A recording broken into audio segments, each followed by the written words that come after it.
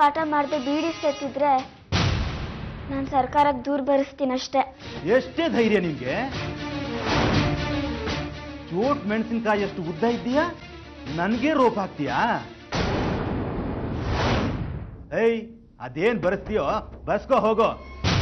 ನಾನು ನಮ್ಮ ಅಮ್ಮಂಗೆ, ತಾತಂಗೆ, ಕಮಲಿಗೆ ಎಲ್ಲಾರ್ಗೂ ಹೇಳ್ತೀನಿ. ನಾಳೆ ಎಲ್ಲಾರನ್ನೂ ಕರ್ಕೊಂಡ್ ಬರ್ತೀನಿ. ನೀವೇ ಅವ್ರಿಗೆ ಹೇಳ್ಕೊಳ್ಳಿ. ಅಕಸ್ಮಾತ್ ಇವಳು ಯಾರಿಗಾದ್ರೂ ದೊಡ್ಡವ್ರಿಗೆ ಹೇಳಿ ದೂರ ಬರೆಸ್ಬಿಟ್ರೆ,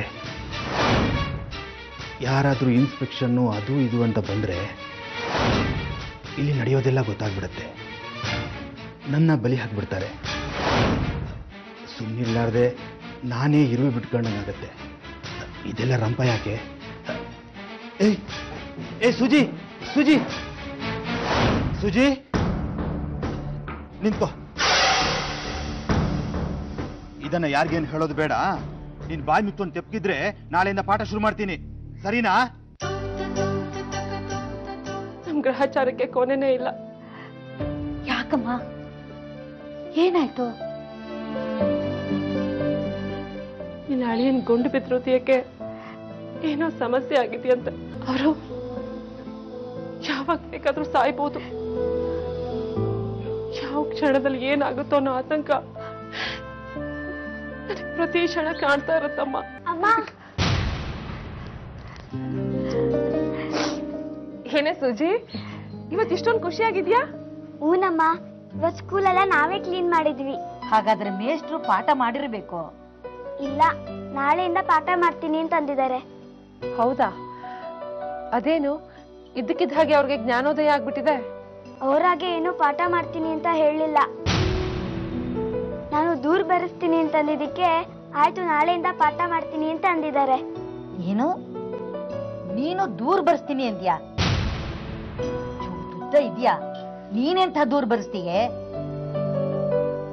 ನಿನ್ ಪಾಡಿಗೆ ನೀನ್ ಇರೋದ್ ಬಿಟ್ಟು ದೊಡ್ಡೋರು ಉಸಾಬ್ರಿ ಅಲ್ಲ ನಿನ್ಗೆ ಯಾಕೆ? ಮತ್ತೆ ಅವರು ಪಾಠ ಮಾಡದೆ ಬೀಡಿ ಸತ್ಕೊಂಡು ಹಾಗೆ ಕೂತಿದ್ರೆ ನಾವು ಸುಮ್ಮನೆ ಇರ್ಬೇಕಾ ಅಜ್ಜಿ?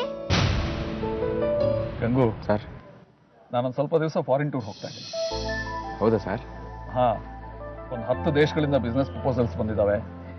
ಅದನ್ನೆಲ್ಲ ಅಟೆಂಡ್ ಮಾಡಿ ಮುಗಿಸ್ಕೊಂಡು ಬರುವಾಗ 2 ತಿಂಗಳಾದರೂ ಬೇಕಾಗುತ್ತೆ. ತುಂಬ ಖುಷಿ ಆಯ್ತು ಸರ್ ಕೇಳಿ. ಯಾವಾಗ ಹೊರಡ್ತಿದ್ದೀರಾ ಸರ್?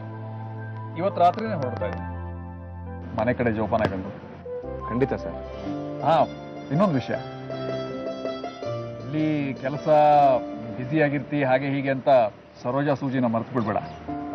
ಆಗ ಊರಿಗೆ ಹೋಗು, ರಜಾ ಇದ್ದಾಗ ಹೋಗಿ ಮುಖ ತೋರಿಸಿ ಮಾತಾಡ್ಬಾ. ಸೂಜಿನ ಕೇಳಿದೆ ಅಂತ ಹೇಳು. ನಾನು ಅವಳನ್ನು ತುಂಬ ಮಿಸ್ ಮಾಡ್ಕೊಂಡೆ. ಸದ್ಯ ಸೀನು ಊರಿಗೆ ಹೋಗಿದ್ದು ಒಂದು ರೀತಿಲಿ ಒಳ್ಳೇದೇ ಆಯಿತು.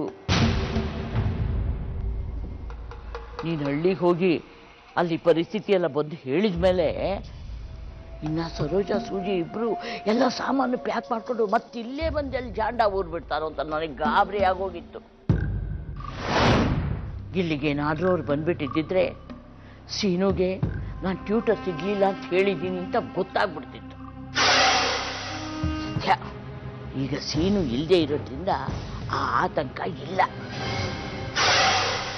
ಸರ್, ಆ ಬೀಡಿ ನೆಸಿರಿ ಎಸ್ಬಿಟ್ಟು ಪಾಠ ಮಾಡಿ.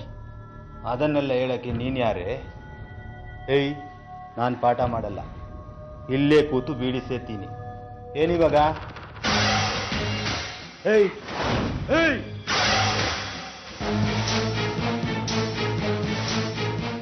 ಏಯ್ ಏಯ್ ಏನೇ ಮಾಡ್ತೀಯ? ಏಯ್ ಏಯ್, ಅನ್ಯಾಯವಾಗಿ ಪುಡಿ ಮಾಡಿದ್ಯಲ್ಲೇ. ಏಯ್, ಈ ಕೈಲಿ ತಾನೆ ನೀನು ಬೀಡಿನ ಬಿಸಾಕಿದ್ದು? ಇನ್ನ 1 ತಿಂಗಳು ಕೈನ ಎತ್ತಬಾರ್ದು ನೋಡು, ಹಂಗ್ ಮಾಡ್ತೀನಿ. ಏಯ್, ನೀನೇನ್ ದೊಡ್ಡ ರೌಡಿನೇನೆ. ಇನ್ನೊಂದ್ಸಲ ನನ್ನ ತಂಟೆಗೇನಾದ್ರೂ ಬಂದ್ರೆ ಇನ್ನ ಹುಟ್ಲಿಲ್ಲ ಅನ್ಸ್ಬಿಡ್ತೀನಿ. ಕೆಳಗೆ ಆಚೆ.